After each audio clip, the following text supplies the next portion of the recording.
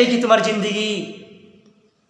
তুমি যদি নষ্ট হইয়া যাও, তোমার চেহারা যদি অসভ্য ছেলেদেরকে দেখাও, রব্বে কাবার কসম তো আমি বললাম, তুমি যদি নষ্ট হইয়া যাও, তুমি যদি নষ্ট হয়েই থাকো, তাইলে রব্বে কাবার কসম তোমার জীবন সঙ্গিনীও নষ্ট হইয়া যাবে। ছেলেরা ভাইয়া তোমরা শোনো, তোমরা যদি নষ্ট হইয়া যাও, তোমার জীবন সঙ্গিনীও নষ্ট পাইবা।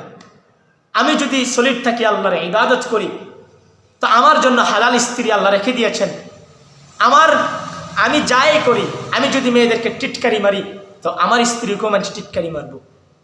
আমি যদি খারাপ হইয়া যাই, নষ্ট হইয়া যাই, আমার স্ত্রীও করব নষ্ট। আল্লাহ তাআলা স্পষ্ট সূরাতুল আরাফের আয়াতে স্পষ্ট বলছেন, তুমি যেমন তোমার স্ত্রী এমন হইব। তো এবার তুমি ভাবো তোমার এই জীবনটা কেমনে সাজাইবা। আল্লাহর রহমতে আমি সুন্দর করে সাজাইছি, আশা করি আমার স্ত্রীও আল্লাহর রহমতে, আমার মনে হয় আর কি, আমি যতটুকু সাজাইছি আমার নিজের জিন্দিগিটা, আমার স্ত্রী এমন জিন্দিগি সাজাইছি। তো আমার কথা হইল, বোন তোমরা কারে দেখানোর জন্য আসো? টিকটক চালাও কারে দেখানোর লিগা? ছেলেদের কমেন্টে রিপ্লাই দাও কারে দেখানোর লিগা? মেসেজ করো, এই করো, এই করো। হ্যাঁ, রাস্তাঘাটে পর্দার নাই, কিচ্ছু নাই, অসভ্যের মতো নির্লজ্জের মতো হাইটে আসো কারে দেখানোর জন্য?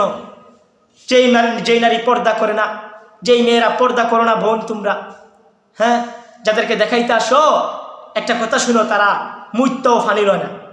যে ছেলেদেরকে দেখাইতে আসো, তারা মুইত্তও ফানি লয় না। হ্যাঁ বললাম, তার জিঙ্গেও গিয়ে একবার যে মুইত্তা ফানি লয় না।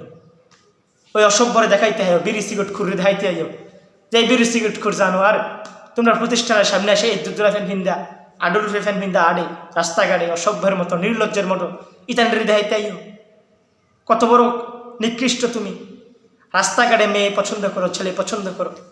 আমি তো রাস্তাঘাটে করি না, আমরা তো রাস্তাঘাটে করি না, অসভ্য জানোয়ার। এই জন্য বললাম বোন, অনুরোধ করে পর্দা করতে শিখো। পর্দা করলো সমস্যাটা কি? কি সমস্যা এটাই তো বুঝি না।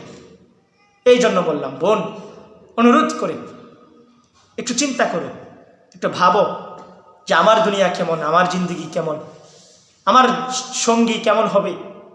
আমি সবসময় চিন্তা করি, আমি যেমন ইবাদত করি আমার সঙ্গীও নিয়ে এমন ইবাদত করে, আমি যেমন খারাপ পথে চলি আমার সঙ্গী নিয়ে এমন খারাপ পথে চলি। এই জন্য আমার আল্লাহর উপর আস্থা আছে, ভরসা আছে। আমি যতটুক পারতেছি আমার ওই আল্লাহ যে বিড়িয়ে রাখছে হেউডু এমন। এই জন্য বললাম বোঝার চেষ্টা করো, বিবেক জাগানোর জন্য বললাম। আল্লাহ আমাদের সবাইকেই বোঝার তৌফিক দান করুন।